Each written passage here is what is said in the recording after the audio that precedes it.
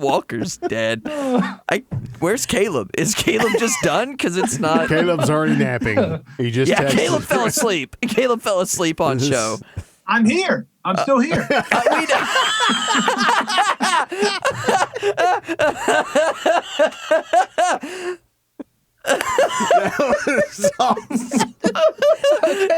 That was Caleb, too good. sorry, you are actually concerned, Caleb, that you were not there. It's okay. We know you're here.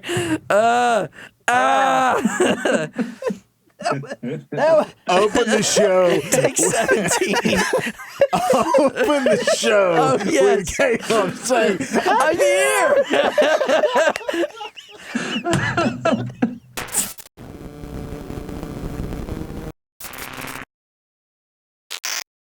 welcome to the Friday Game Night Pick Em Show here on Access WDUN.com. Bo Wilson alongside Jeff Hart today in studio. And, of course, over in the Zoom land, Caleb Hutchins and Walker McCrary with us, and the guy that makes everything go and flow and work together with his new segments, Seth Chapman, our producer. Welcome to the show, guys. How you doing? Yeah? We're good. Doing. We're good. Everybody's good? Yeah, it was good. I'm good. All right. Well, let's roll into the show, week 2. So A recap? a recap. Go, Jeff. Okay. I hate to say this, but Walker and Seth both went 14-4 last week. That led the way. Yeah. And then me, Caleb, and Bo all went 12-6. So 2 It's a week pretty count. good week for everybody. Yeah. though. Yeah, that's not I bad. mean, I'd say we all had a good week, right? Yeah, last week was it really wasn't a whole lot of surprises. Maybe the last Commerce week was game. terrible for And me. I found out Commerce weeks fumbled ago. inside the 5-yard line with 2 bobbled snaps with the go-ahead touchdown. So that was a hard one.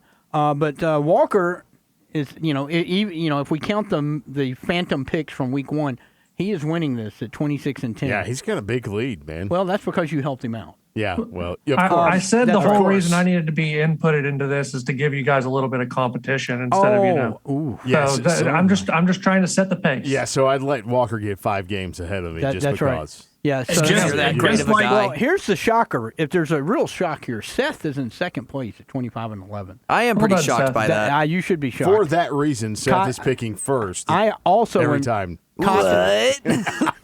I am also shocked. Listen, Cotton. my success is loosely tied to Walker's success. I've just Loosely. been copying Wow. him.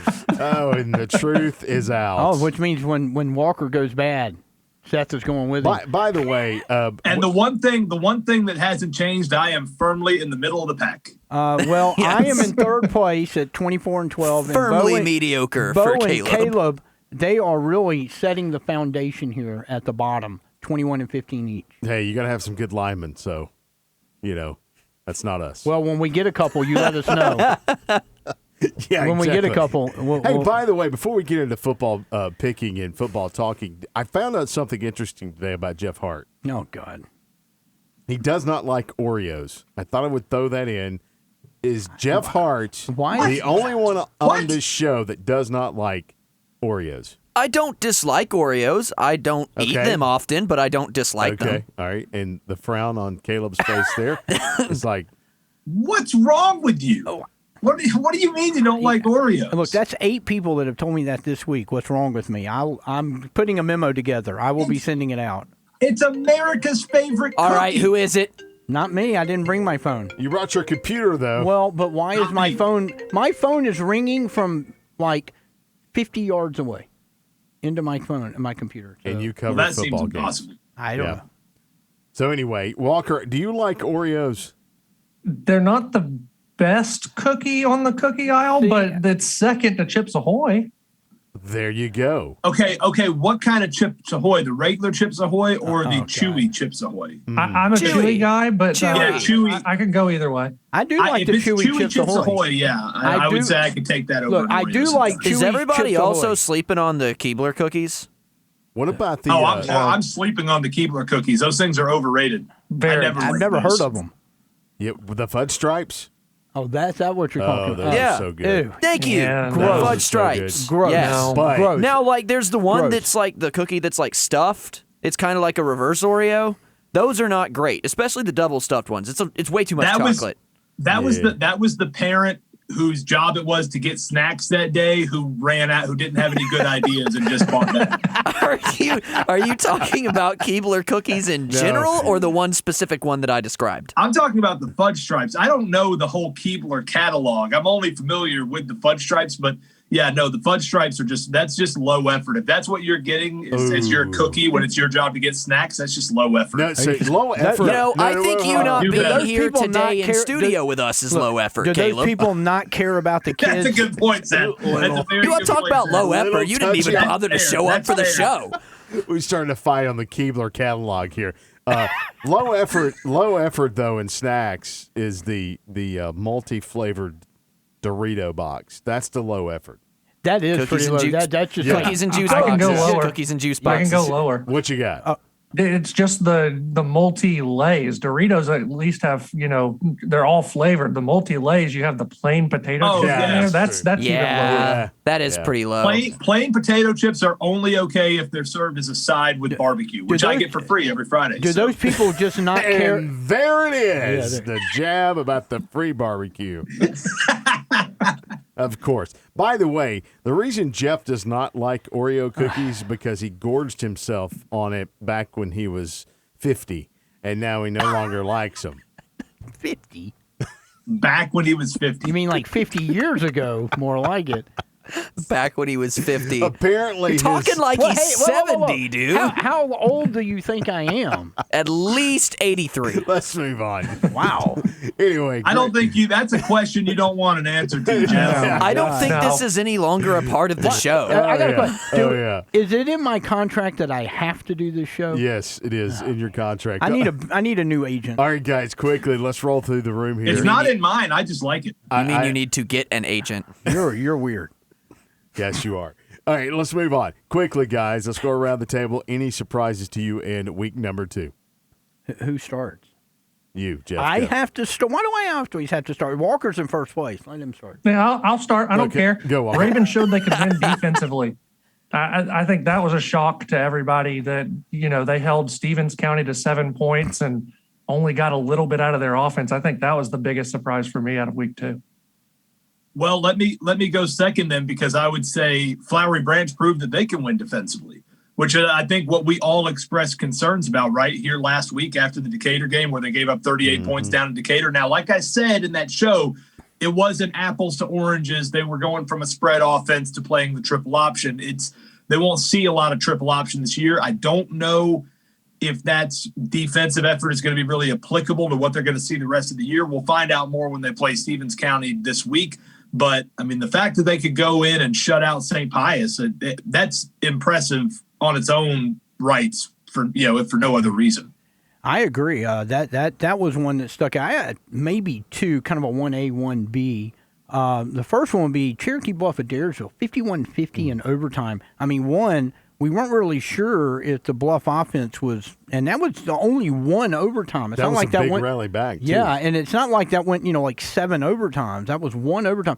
So the Bluff offense showing that, it can score because it that was kind of one of the things we were looking at. But that defense gave up 51, and we thought that defense was going to be pretty good.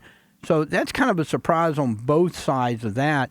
And then, I guess I want to kind of say Lumpkin County still. I mean, they're 2-0, and it's not that just they're 2-0. We were doing some research on this. Lumpkin County is in the top 5 in both points scored and fewest points allowed in 3A. That's a surprise all around because we have not been able to say that about Lumpkin in quite a while. Heath Webb and his staff up there they are working gangbusters with that group. All right, guys. Well, speaking of the Flowery Branch defense, Flowery Branch and Stevens County, as we move into the conversation about the picks this week, that's the one that's on top of the list right here. Flowery Branch and Stevens County. Interesting. Jeff, you and I had a conversation about that in the office, and you kind of asked me what I thought the matchup was going to be, the Flowery Branch defense versus the Stevens offense or vice versa. What say you? Well, looking at this game, I think there's a couple of things. The Stevens returned a lot on offense. We really thought that was going to be one of the most explosive units in North Georgia. I mean, they've only scored 21 points. That's very surprising. And not taking anything away from who they played. But when you look at Habersham and you look at Rabin, those are programs most known for their offense, not pulling out 14-7 defensive battles. I mean, they're going to win scoring points. So I think that's a little. I think they might be a little concerned over there. See, just early on, the offense is really not clicking. So to me, I think the Flowery Branch defense against the Stevens County offense, because we all thought Flowery Branch would be really good defensively. They pulled, they gave up a boatload of points in that first week. They looked like they righted it last week. And now we have the matchup. I think that when we looked at this game down the schedule at the beginning of the season, this was a game we pointed at, that defense against the Stevens County offense. I think that's the key matchup. I think whichever unit wins that battle is going to win the game. And my pick in this game, I got to go down here. I'm going to go with Stevens. I just feel like that offense is just waiting to break loose. And I know Branch has a really good defense, but I think that when Stevens gets rolling, I think that's an Elite Eight team. I think once they get everything clicking, so I'm going with Stevens in that one. Caleb, what's your opinion on that game? This game I think is going to be a slugfest. I really do. I think this is a defensive battle. Stevens County's defense is really good. They held Habersham Central to 3 points last week, and we just saw what Habersham Central did to White County. Habersham put up 47 in their scrimmage. We saw what they did to Raven County, holding them to 14 points. I'm taking Stevens County too, just because I think that Stevens County defense is really good. Again, I think this is a slugfest game. I think this is a one-possession football game. I'll be very surprised if it isn't. But also consider this, and you can say this about Stevens County too, but Flowery Branch has had a really tough schedule. Now you're taking a long road trip up to Toccoa to go play at what is historically a very tough venue to play in up there at the reservation. I'm taking Stevens County. Good ball game I think we're going to get up there at Toccoa, though. Yeah, I'm going to piggyback right off that with Caleb. Having to go to the reservation is tough enough as it is, but to have to face the speed and the defense that Stevens County is able to put out on the field every single week, I think that defense and that speed is enough to put the Indians over the top in maybe a 3-5 point ball game. Yeah, I think everything we just said, or anything that we say about this game is going to lead us down that road of a defensive battle. I particularly see the fact that Flowery Branch offense, obviously, against that Stevens County defense is going to be critical. However, the one kicker for Flowery Branch to me is they have a two-headed monster out of the backfield. That's going to be key for them offensively. Their passing game still trying to get there for the Falcons, but you need Malik Dryden and Miles Ivy out of the backfield. How well will they be able to get loose against that front seven of Stevens County? That one's going to be an interesting matchup. I would say that you might give points there to Flowery Branch, but then I keep going back to the amount of talent and amount of returning starters they have on the defensive side of the ball in Stevens County. I'm going to pick Stevens in this one, but it wouldn't surprise me if Flowery Branch had a large time rushing against Stevens County. But then again, I do believe it's going to be a defensive battle, but I'm going to pick Stevens in this one. Seth, I'll let you go last. Who you got? Well, thank you very much, Bo. You're going to be the oddball? Frankly, if I didn't have to pick this game, I wouldn't, because I think it's a toss-up, like, straight up. I think it could go either way, but I am going to go ahead and side with Stevens after watching them against Raven County and being there and, seeing how stout that defense really is, holding Raven County as well as they did. I'm going to have to side with Stevens on this one. Yeah, let's not forget the week before Raven County had over 500 yards of total offense. I think 184 or 5 yards against Stevens County.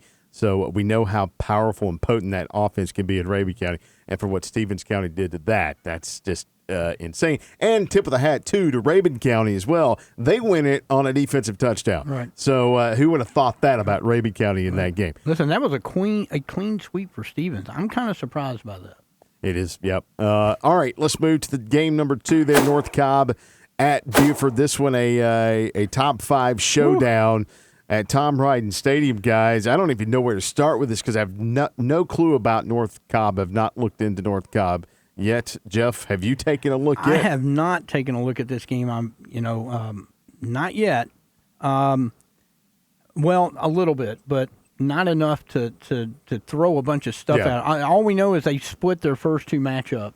and Buford finally gets them at home. Mm-hmm. I'm going to go with Buford just for the fact that they're at home. Yeah. I look at what they did to Thompson. I look at what they did last week against Mallard Creek.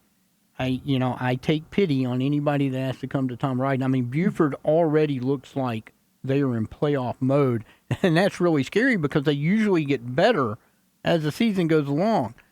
I'm not sure that – I know it's a top 5 battle, but I'm not sure that this might be a 14-point game. Well, the last 2 games have been relatively close. Last year was a touchdown game, I think, and a 2-point conversion. And you look at these 2 teams' history, they've only played, I think, like 4 or 5 times dating back to 1958. But the last 2 or 3 years they've played, North Cobb got the best the first time, and then Buford comes back and gets the win last year. Flip a coin here is using Seth's analogy a while ago. Flip a coin in this one. But Buford is playing really well right now, and I can't. It's hard for me to pick against Buford, so I'm going with Buford this week, Caleb. Yeah, I'm going with Buford too. I just don't. They're playing too good right now, man. And I got to be honest, if Buford doesn't come in and just get bit by the turnover bug, if they're able to avoid turnovers, that's the only thing I see sinking this ship right now because they are clicking on both sides of the ball. I had some concerns about their linebacker position coming into this year. Obviously, that has not been an issue at all because they've just been dominating people defensively, and their offense has looked really good too. Can they get Justice Haynes going? That'll be a key in this ball game. I mean, you can start breaking it down, but the bottom line is right now, I just think North Cobb's coming into Tom Ryden. Buford's won 93% of their games at Tom Ryden under Brian Appling, and they're playing about as well right now as they've ever played under Brian Appling. I'm taking Buford in this one. It's not there's not a whole lot of thought into this one for me. Yeah, I don't think there's ever a time on a pick'em slate where I see Buford and don't pick the Wolves, and especially not when they're playing at home. I take the Wolves big in this one. Agreed. That means you're taking the Wolves, Seth. Yes. Oh, okay.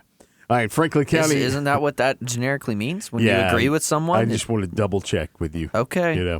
All right. So you're taking North Cobb. So you're taking Buford. He said North Cobb. We're going to pick a game up on him right now. As he shakes his head. No, Jeff, I'm New picking segment. Franklin County. Is it in my contract that I have to produce this? Yes, it is. Moving on. Franklin at Lumpkin County. I threw this game on here because this is going to give Lumpkin a chance here to be 3-0 for the first time since the mid-2000s. Something like that. Something like that. I know Walker will know exactly what that is, but you look at these two teams. I've been doing a little bit of research on them. Franklin County coming in 0-2, Lumpkin coming in at 2-0. And Walker, I believe Lumpkin County is going to be 3-0 after this week, playing against a Franklin County team that honestly has only put up 294 yards of total offense in their first 2 games. Yeah, I think the big key, though, in this one is Lumpkin should have won this game last year. I was in the booth for that game up in Carnesville, and there were some issues on the offensive play calling side of things with some stuff on the sidelines that was going on, and that really put Lumpkin County behind the 8 ball early on, and that was the season opener. And you saw Lumpkin improve week over week last year. I think this year you're playing them in game 3. You're 2-0. You've got a lot of momentum. The town of Dahlonega is all behind you. I think the big key here is not to get too full of yourself here. Lumpkin County should win this game and should win it handily, but that's where Franklin County can kind of sneak in. I said it last week with Mountain View Gainesville. The thing that Mountain View could use was, catching the Red Elephants off guard with the momentum that they had coming into playing their first home game in City Park under Coach Niblett. So I think that if Franklin County is going to win, they're going to have to catch Lumpkin off guard. Lumpkin is going to have to, as Caleb mentioned earlier, get bit by the turnover bug. But I think Lumpkin County wins this game easily. It's just a question of how many points are they able to get early on to kind of snuff out any kind of fire the Lions bring into the burial grounds. Yeah, I would agree. The only team that can beat Lumpkin County in this game is Lumpkin County. I don't think if they're playing at their best that Franklin County can do it. Lumpkin County's playing too well right now, and that you want to talk about juiced. That home crowd's going to be as juiced as it's been in a long time over there in Dahlonega this Friday. This is the most excitement that we've seen around this football program in a long, long time. And, I think Lumpkin County wins this one pretty handily. And I think what Walker said is the only thing I think they have to guard against, which is overconfidence at this point, which is a crazy thing to say about a program that struggled as much as Lumpkin County has over the last few years. But that's what we're talking about right now. Hey, I talked to Coach Webb earlier this week, and I asked him. I said, "So how are you handling the situation with all the hype around the program?" And his response was, "I am telling them to relish in it, but don't lose focus because they've been beaten down for so long in Dahlonega, and so they are relishing in this moment." And honestly, Coach Webb told me, he goes, there are a couple things that we need to look out for. Their quarterback in D. Oliver, he can be explosive, can be tough to tackle, so they have to watch out for that. But I believe Lumpkin's going to roll in this one against Franklin County pretty handedly.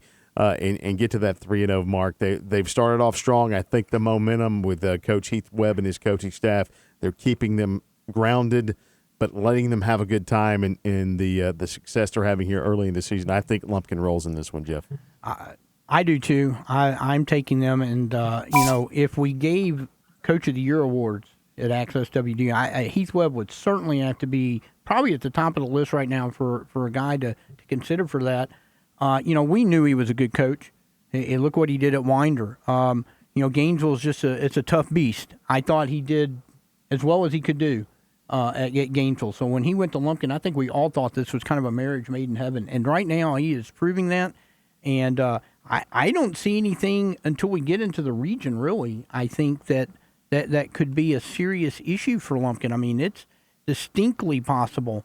When they go to Pickens or when they play Pickens mid-September to open the Region 7 3A, I mean, they might be the early favorite to win the region. I mean, and this is just something we hadn't talked about. They're just doing so well right now. The thing is that whole transaction with Heath Webb leaving Gainesville, going to Lumpkin County, Gainesville brings in Josh Niblett. The thing about that transaction is they might be, and we're 2 weeks into a 12-week season, but those might be the two leading candidates for Coach of the Year right now. It is. I would say you're right because Niblett had there was a lot of pressure on Niblett, to not just come in, but like to produce. We want to win now. I mean that was the mentality that the Gainesville people had. Did a big feature with Niblett earlier in the week, which I thought he had some really great things to say just about handling all that and the expectations. He is not satisfied. They're 2-0, and he goes, he rattled off a dozen things that they need to work on. And so when you got a guy like that, and Heath is like that, Heath is like that, and I think that's what's going on at Lumpkin right now. So, Seth, what you got? I'm going to kind of echo everything that you guys say. I think that it's going to be very, very hard to win that game in Dahlonega against the Indians at home with this crowd that's riding this high that they've got right now. It's going to be a tough game to win. I'm going Lumpkin on this one. All right, guys, we talked about St. Pius last week. They were playing another one of our teams, obviously, in Flowery Branch. Now they're at Jefferson this week. St. Pius at Jefferson. Jefferson, their offense, it's not bad. They put up a lot of points. I think they're still trying to figure some things out defensively, Caleb. This one in this game, it's going to be triple option against Jefferson. I guess the spreadish team now in their offense. I mean, do you see this kind of being similar to the Flowery Branch St. Pius game? I do, although I think St. Pius might be in a little more trouble this week than they were in last week because Jefferson's offense appears to be clicking so well. And they're averaging over 50 points a game right now. St. Pius, they will be better defensively than anybody Jefferson has faced so far this year. So do not expect 48, 54 points this week. But there's an underlying storyline regarding this St. Pius team, which is that they're struggling offensively right now. And then we talked about they just got shut out at Flowery Branch, and props to the Flowery Branch defense. But a team like St. Pius getting shut out by anybody is not a good sign based on our expectation level for that program. And they only put up 14 points in their win over Tequila the week before that. They're only averaging 7 points a game right now. Jefferson's defense has had problems, but we said the same thing about Flowery Branch's defense going into last week. I think Jefferson wins this game. I think this they got their first win under Travis Nolan last week. This will be the first big win under Travis Nolan. I think they beat St. Pius this weekend. I actually think Jefferson wins it comfortably. Yeah, I'm going to echo that exactly. I think that this is a chance to see the Jefferson defense of old going up against a triple option style offense, which is what they've seen in previous seasons. And so they're used to seeing it week in and week out when in practice. So it's an easy transition, at least in terms of the mind and the prep. I think Jefferson wins this game handily. And I wouldn't be surprised to see that St. Pius offensive number drop even lower than 7 points per game, even if they score again. Jeff? Yeah, I'm going to take Jefferson. I think they're going to roll. I think Jefferson, the offense is looking a little bit better. I think the defense is going to get a little bit better. And I think you're right, Walker and Caleb as well. If St. Pius wasn't able to really mount much against Flowery Branch, I think they're going to have the same issue against Jefferson. I think they'll probably score a little bit more than they scored, which was 0 against Branch. Not hard. I mean, well, I know, but Just a little bit more. But it won't be a 9-point spread in this one. I think Jefferson wins this very comfortably. All right, I'm going to go with Jefferson as well in this one. Although, will it be an interesting game? I mean, everybody around here thinks it's going to be comfortable. I don't know. I mean, does the triple option put up some yards against the Jefferson defense who struggled in week 1? So you never know how a defense is going to handle it until they face it. That's right. So, but I'm going to go with Jefferson in that one. I will agree. Jefferson. So Seth agrees with Jefferson. It is a Jefferson clean sweep here. All right, guys, let's get to the rundown pick'ems part of the show. Starting at the top, Daresville at Rabun County. I'm going to start this one, Rabun County. I'm going to go Rabun. Rabun. Yeah, me too. Rabun. Chastity at White County. I'm going to go with White County here. I'm going to go with White County also. White County. Yeah, I'll go White County as well. Warriors offense rolls. This show's boring. Chastity. Dawson County at North Hall. Interesting. I'm going to have to go last. I got to think about this. No, you're going first. Oh, my gosh. This was the hardest game to pick. I really think y'all need to go first. Yeah, this Otherwise, was we're not going to the be here toughest 10 game minutes. to pick. It just was a tough game for me to pick. He had to call Coach Pender today to get a little insight. I did. So he's wanting to keep that from all You know of what? us. I tell you what. I'm going to go with the Trojans. And why, Jeff? I feel that Coach Pender is going to make the proper adjustments. They changed some things on the offensive line to try to solve the snap issue that they had against White County. And they were very effective at times in that opening game with White County. You take out the botched snaps and stuff. I mean, they probably win by 4 touchdowns? I don't know if they win by 4 touchdowns, but they might have a chance to win. Okay.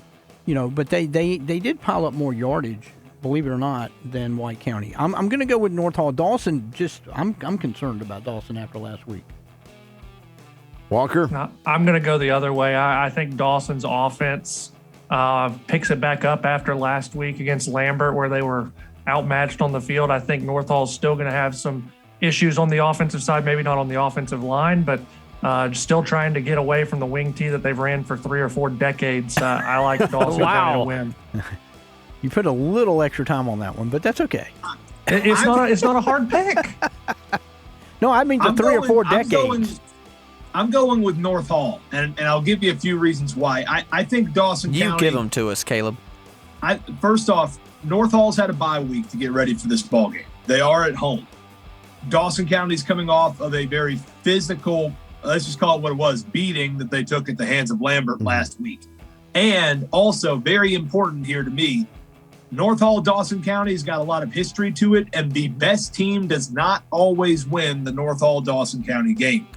I'm taking North Hall at home. I think this is going to be kind of one of those wacky, weird North Hall, Dawson County games, and I think at home that favors the Trojans. So you feel like Dawson County is the best team going into this game? I think Dawson County is the better team. I'm picking North Hall to win the game. I'm going to go with Dawson to this one, and of course, they bit me last week, but I I kind of echo some of the same stuff that Caleb just said. This one's always kind of a weird game because of the history between the two teams, and he is correct. Not always does the best team win in this game. I think, though, the shellacking they took against Lambert last week, I think they'll rebound. Coach Maxwell, still the head coach at Dawson, new head coach, though, at North Hall. I think Dawson rolls into this one and wins it. I think it'll be close, but I think they win it. You wearing your maroon socks? No. I have black socks on. Just checking. I have a white shirt on underneath this. Just checking. And a black shirt on here. Okay. Just checking. No Just maroon. checking. No maroon. Okay. Seth? Are you wearing your green shirt under that shirt, Seth? No, actually, guys, no, I'm not. I'm not going North Hall today. Do not have the green shirt on underneath my current wear. Last time I picked North Hall, it kind of bit me, so I'm going with Dawson for this one. All right, so moving along to the East Forsyth at Cedar Shoals game, which, by the way, is the region opener for the Broncos and Cedar Shoals. What do you think here? I don't really know anything about Cedar Shoals. I know they'll be athletic in spots. I know they've struggled early in the year for sure. They have. I think this is actually a pretty close matchup, and it's weird because East Forsyth's playing a region opener this week, and they're going to play a non-region game, then go back into region play again. It's a long trip to Athens. I'm going to take Cedar, but I think this is a pretty competitive ball game. I agree. I'm taking Cedar only because they're more established, and they always have athletes. And the question with Cedar is, and they made the playoffs 5 straight years in this region. So I'm going to go with Cedar, but I think East Forsyth has a real chance to. I think they can steal a game. I think the key is going to be they have moved Will Moffitt from quarterback almost exclusively defense, where he is an impact player. Right. And if he has room to roam on the defensive end, he had a pick in the, I went to the White County scrimmage. He had a big pick. He had a bunch of tackles. I think he's the key to the game. If Will Moffitt has a huge game on the defensive end, I think the Broncos can steal a game. But I'm going to go with Cedar Shoals just because I think they're going to have a little more talent. Yeah, I'm going to go with Cedar Shoals here just because it's a road game. I think East Forsyth is going to show us even more how much they've improved from, last year, even from week 1 until now.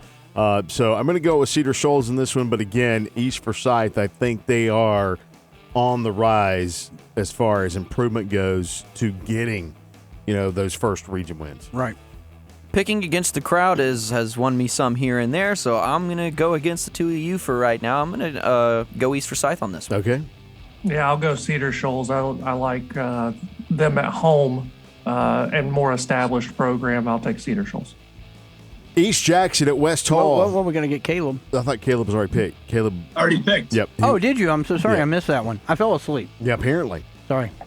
East Jackson at West Hall. This one, an interesting game. West Hall last week, it was 9-7 Spartans until the fourth quarter against Johnson, who, by the way, I was very much like to see their improvement because they were very physical last week. Johnson was. We'll talk about Johnson later on down the line here. But in this one, East Jackson at West Hall, I'm going to go ahead and start to pick. I will pick West Hall in this one. I think if they can get the under center game going, I think they'll have a good night against East Jackson. So I'm going to go with the Spartans. I'll go next. I'm taking West Hall also. I mean, East Jackson, I think, has only scored like 13 points. They really struggled. I mean, they've got a lot of new people on the offense, and they just have not been able to kind of get it untracked yet. And I think, West Hall being at home, they're coming off the win of the Battle of Oakwood. I'm going to go with the Spartans at home. Spartans. Caleb?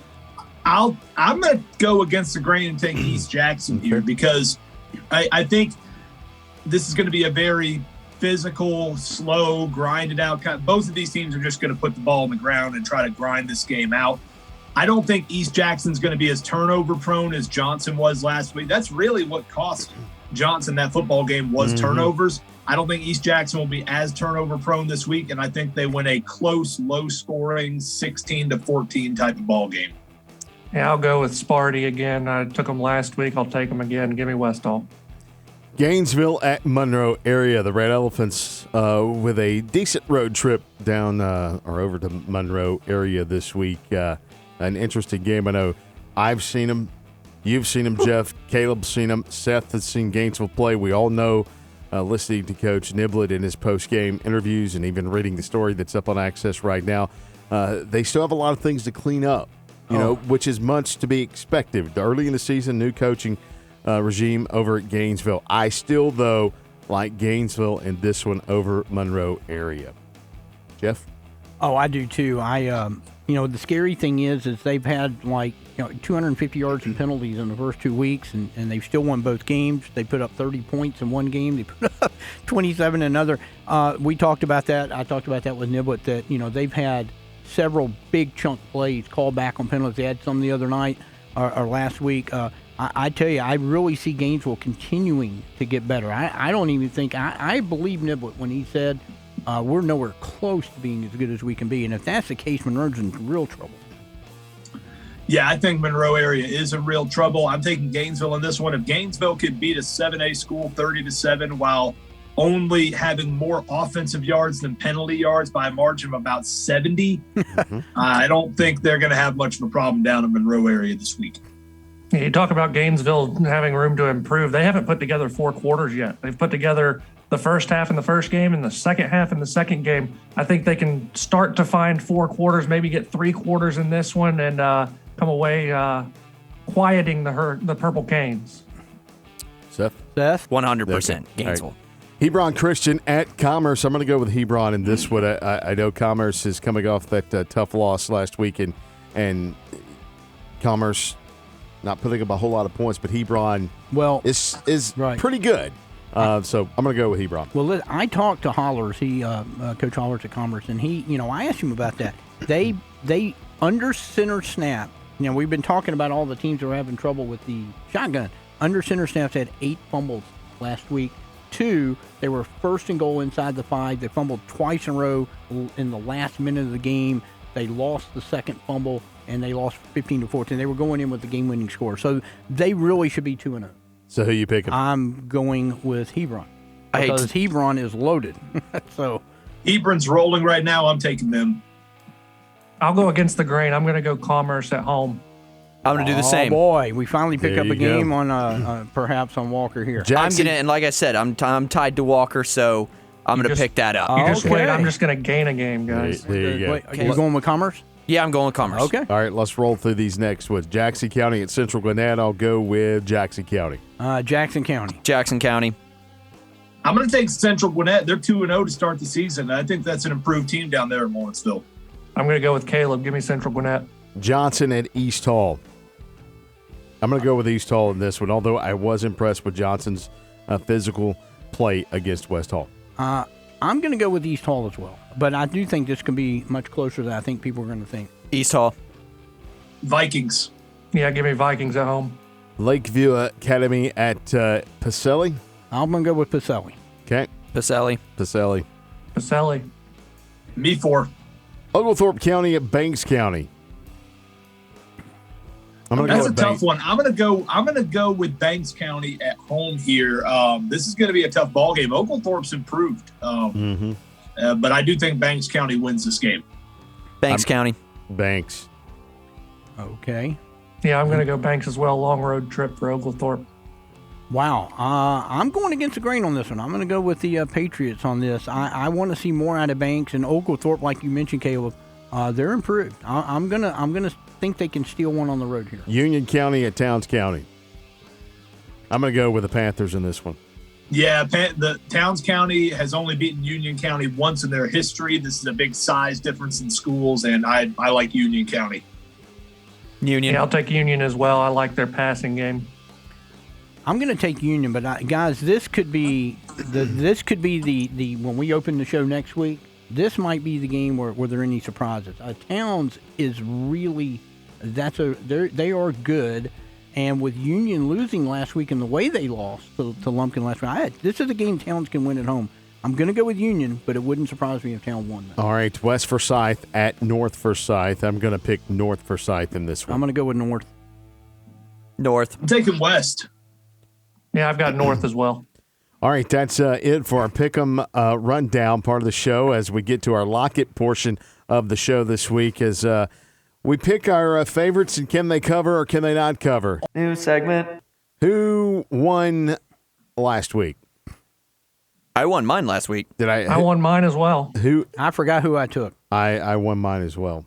Believe we all won. So Okay, well, that's good. overall winner, I guess, Walker, since you and Seth won the week. Seth, you go first. I go first. Just don't pick mine. Well, how do I know which one's yours? After what happened last week, Walker, I've got a plan B, a plan C, and a plan D. I'm gonna stick with what won me originally. I'm gonna go Lumpkin County. I'm gonna take Lumpkin County covering. Okay.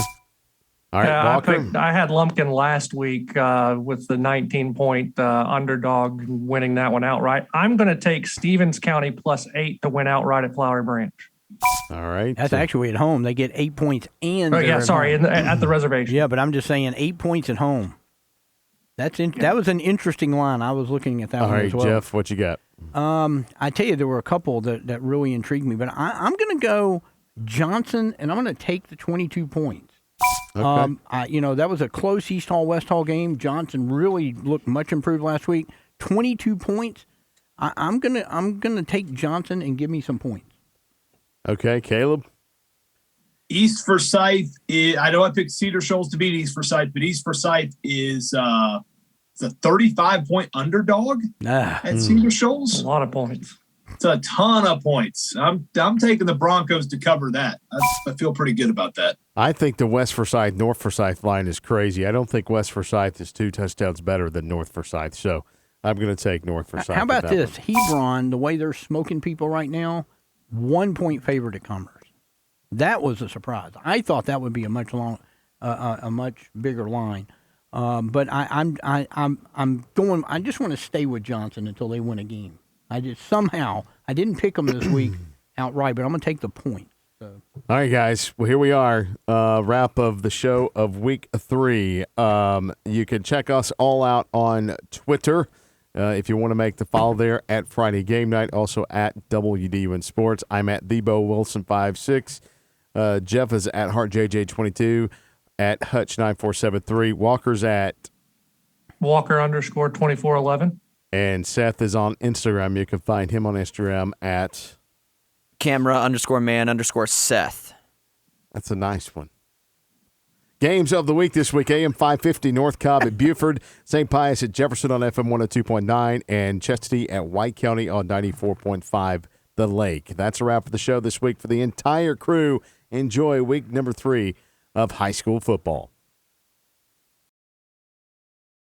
Hey, somebody please call Chance. Chance who? I don't know. He's apparently from North Hall. For those of you who can't see, Okay, go. the noise was me just beating my head against the microphone. I guess. I hate you guys. I have to compose myself now. I think you have your opening now. I guess. All right, Chance, let's go. Chance who? Stop! He's from North Hall. I hate this.